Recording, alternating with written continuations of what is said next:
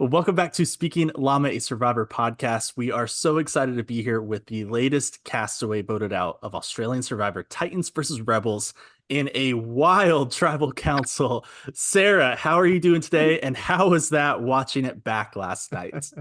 Oh wow, it was a roller coaster to say the least, but it was very interesting watching it from an outsider's perspective and seeing actually what went on behind the scenes. Yeah, it was a lot. It's been a lot. I feel like I'm still coming down a little bit back to earth today, but yeah, happy to chat it out. Fantastic. Well, we are excited to dive into all the strategy, everything that happened in last night's episode, but we have a couple questions to warm us up, get ready for it. And so one Mm-hmm. question would love to know is you were placed on the Rebels tribe. And so how was being put on the Rebels tribe, how did that impact your strategy at all, if it did at all in the game? Well, being on the Rebels tribe from day one, it was just chaos. I'm sure it came through on the screens, but there was a lot of characters on the Rebels tribe and a lot of people that wanted to create chaos. So it impacted my game a little bit, I guess, because you just never knew where the vote was going to go. There was always people being sneaky, trying to be, the rebel. They were trying to go against what everyone else was doing. It's in our nature. So yeah, look, I was impacted quite a bit because I tried to play a truthful game. I tried to play a moral game. I tried to make genuine connections and build trust, and it ended up getting thrown back in my face. And yeah, led to the demise of me in the game, I guess. Well, I think that was a couple of times. Unfortunately, that happened to you. Right? You often found yourself on the bottom, and particularly you and Tobias seemed pretty close out there. And once he goes home and is blindsided, Mm. how are you like? What was your mindset in that moment? How did you pivot your strategy? Yeah, look, when Tobias went home, that was huge for me because he was the only person that I knew I could 100% trust in that game. So once he went home and I was completely blindsided by that vote because of Kelly messing it up at the last minute, classic Kelly, and waking up the next day and it was my 25th bloody birthday. I just woke up and was miserable. I just went, what am I doing here? It's my birthday. I can't trust any of you guys. You've all shut in my face. And I just had to suck it up and I had to do some deep breathing and I just had to go, Sarah, you're here, you're on your own, you're strong, you're powerful. And I just had to completely change my mindset and start rebuilding some connections and trust with people because I didn't have any there. It all got blown up on that night Tobias went home. Yeah. No. Well, then they rewarded you with the was it the kids party as well for your Yeah. birthday? It was so nice. Oh, I'm so glad that we won that. It was a little slice of heaven amongst the chaos, I must say. We definitely needed the sugar and we definitely needed a reprieve from all the tense times that were going on back at camp. So that was a nice little moment for me. Felt like a bit of a birthday then, I guess, because the day before was my 25th birthday and it definitely didn't feel very happy or merry. I bet. Memorable though, but maybe not happy. Very, very memorable. And I don't know if you guys know this, but it said that for females, I don't know about males, but your frontal lobe in your brain fully forms when you turn 25. And I feel Mhm. like I woke up on my birthday when I turned 25 and I was just like, oh my God, I know things now. I was like, I get it. I get it. And I just completely changed the way I played the game. Oh my gosh, that's incredible. Okay, Mm. so you go into the game, frontal lobe fully develops, and you've got to build relationships now because starting from scratch. Who were you, maybe Mm. pre-swap, who are you close Mm. to on the Rebels Yeah. tribe? I know we saw, Ferris versus Kirby. Where did you fall Mm-hmm. within that spectrum at all? Yeah, so even before Tobias went home, I was quite close with Curbs and Riri. They were, I thought, not now, after watching the show and realised that they weren't aligned with us, I thought they were in a six with us. I thought Kirby and Mhm. Riri were, yeah. So I still kind of had that connection, although it had been a little bit burnt because I wasn't in on the vote. I still had a pretty strong connection with Ree because before the Tobias vote, I remember her saying to me just before, Sarah, there's something going on tonight at Tribal. It's not good, but you're safe. And I just remember going, oh, I'm not, because this was right before we could stop scrambling and had to go to tribal. And I was just like, oh, I felt sick. And I was just like, I knew something was going to happen. But by her telling me that was so smart of her to do that, because it built like this tiny bit of trust that she was letting me in on something, but it wasn't everything. So then I rebuilt that relationship after Tobias got sent home, was really quite close with Curbs. She was Curbs and Ray. Ray was one of the only people that came and like consoled me when I was quite upset. So yeah, she really worked on that relationship, and like we were besties after that, and we still are now. Like I love Ree. We've hung out since the game, and I just think she's the most amazing person. That's so good. Well, like Yeah. you mentioned bonding with Ree and Kirby. That vote out, well, not the vote out, but where y'all send Kelly over to the beach, it looks like going into that tribal council that Ferris is going home. Was that the case? So this is the thing. Ferris had sweet talked me so much before that tribal that I was almost voting with him, although I had a connection and relationship with Kirby and Riri.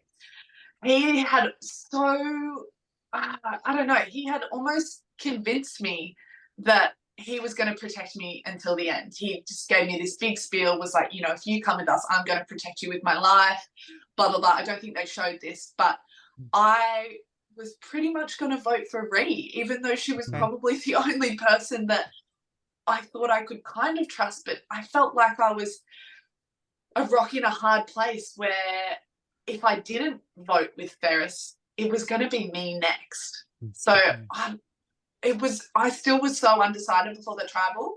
And then when we got there and it wasn't sending someone home, it was just sending someone to the Titans, I was so relieved. I was like, thank God, because I really, really didn't want to put Ree's name down. I genuinely wanted to work with her, but she didn't give me enough information that afternoon.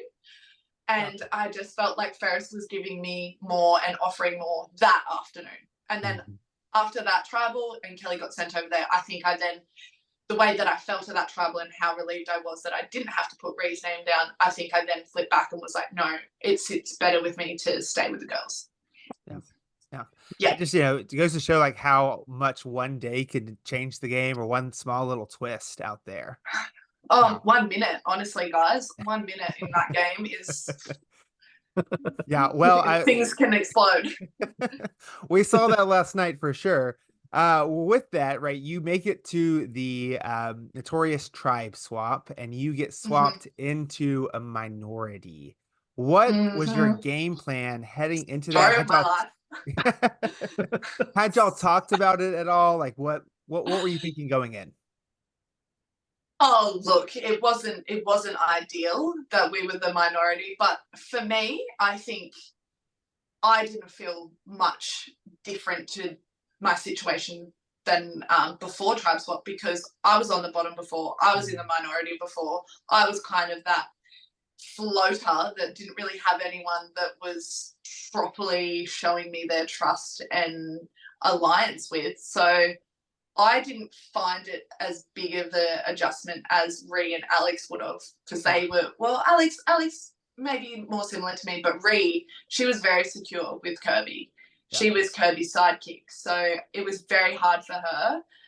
But we did speak a little bit about trying to stick together, but then I saw Alex off having conversations with some of the boys and kind of had a sneaky suspicion that he was doing the dirty. So then Ree and I got really close. As I said previously, we did have a genuine connection and friendship. So we had some chats with Kitty and Caroline that they didn't show, that we kind of had a conversation where we were going to be a girls' alliance. We were going to be a strong four and try and maybe bring Alex in on the vote and go against the rest of the guys. But I soon found out last night that that was ingenuine. When I thought that was a real connection being built and an alliance forming. But unfortunately, not everyone tells the truth in that game. And well, actually nobody does apart from me. So yeah, that was hard to see last night, because I really thought like Kitty and Caroline were being super genuine, and I took that for I took them for face value, which I shouldn't have. Mhm. Yeah. Yeah, no, that makes sense. I would have loved to see that group of four work together. I mean, that would be totally different than what we've seen, right? Oh, how good would it have been? Oh Okay. my God. Hindsight, though, it's a lovely Yeah. thing. Yep. Yeah. Well, I'm curious too, so you get swapped with Ree and Alex. One thing we saw as viewers as, you were in this so-called cuddle crew with Alex, right, Tobias and PETA early on. Mm. But then it wasn't quite clear your strategic connection to him, even though you were swapped together. So what was, did you have an alliance with him? Did you have any sort of strategy chats with him? What was that With like? Alex? Yeah. With Alex? Yeah.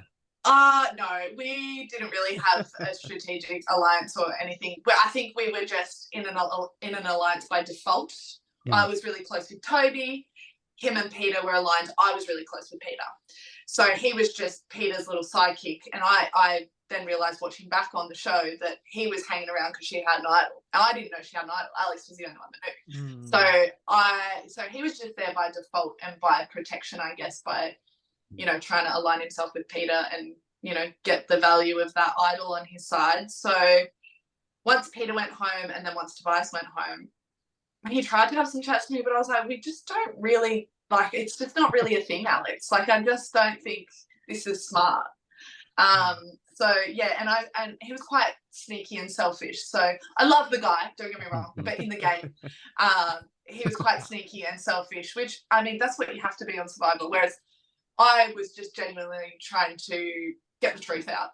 Yeah. So, anyways. Well, lessons, big lessons. let's talk about the truth or lack thereof during your experience in the latest episode. Based on what I saw, you were quite frazzled and confused, which you had 5 different people telling you 5 different stories, it seemed like out there. Walk us through a little bit of your mindset. What was the story, at least from your point of view? Yeah, so initially I really wanted to align myself with Kitty and Caroline because I thought there was a genuine connection there. Yeah. So at the start of the scramble, I was with them, right? And they were telling me, I think they told me to vote for Mark and for Ree to vote for Mark. And then Mark came up to us when they were all still at the well and was like, I'm going to turn this game around. No, he didn't tell us he had an idol at that point. He only said that, I'm going to put the votes on Kitty. You guys should get on board. We can, take back control of this game. And at that point, I was like, I don't really trust Mark because he had put my name down at the tribal before. So I was like, I don't really have any trust with Mark. I hadn't really made a massive connection with Mark up until that point. I didn't really feel like there was much trust there. So I was not sure what to do. And then when I was down talking to Ree about it, she was like, I think we should tell Kitty. I think that will then build some trust and a nice relationship, I guess, being truthful and telling them and getting us into that alliance. But then what I then realized was then Kitty went back and told the rest of them, and she actually didn't really want to be aligned with us. That meant nothing to her. So then when Mark came back again for the second time and told us that Kitty had gone to them, that's when I realized, okay, Kitty hasn't got our back. We need to think of a new plan. Mark had a new plan to put Caroline, and then he told us he had an idol. I was like, I'm solid. I'm done. Yep, I'm in. And somehow Ree didn't get that. I don't know.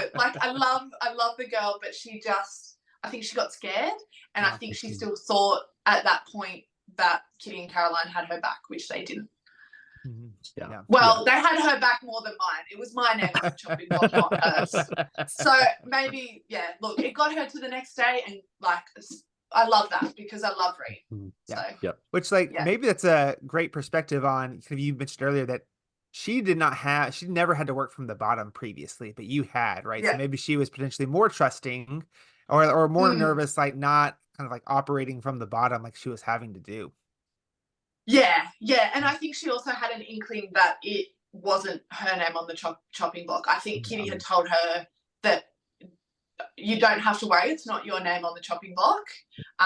Vote with us, and then moving forward, maybe we can work this out. But yeah, I didn't get that chat, so I was sticking with Mark and Alex, and I thought that Ree was still going to stick with us up until I realised she didn't, and she voted for Mark. And Mark is his idol for one vote. Yes. Oh gosh, yeah, I wanted that group of 4 to work so bad, and flip the whole game on its head, and potentially cause a tie vote. 4 versus 4.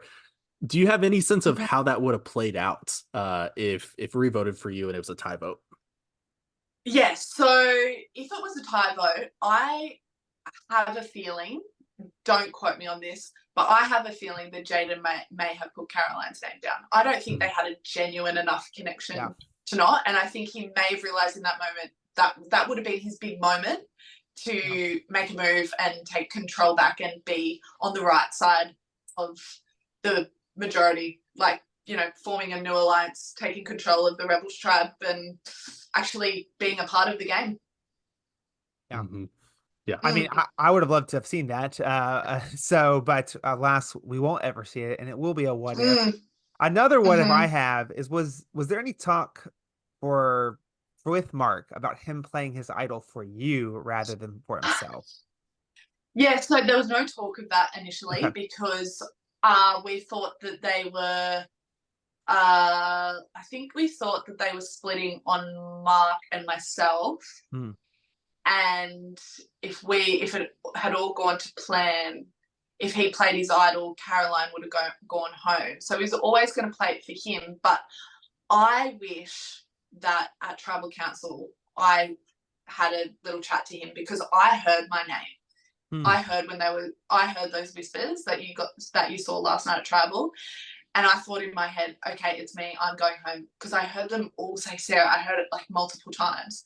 So I should have, in that moment, in hindsight, gone to Mark, play it for me. But I'm too selfless and I have way too much. I don't know what the word is. It's not pride, but I don't like people doing things for me and putting themselves out. And I would feel so bad if he went home and played the idol for me. So for me, I just let it play out. And look, in hindsight, I wish I had that conversation with him and it would have been completely different. But yeah, look, that's hindsight for you. Yeah. No, I'm with you.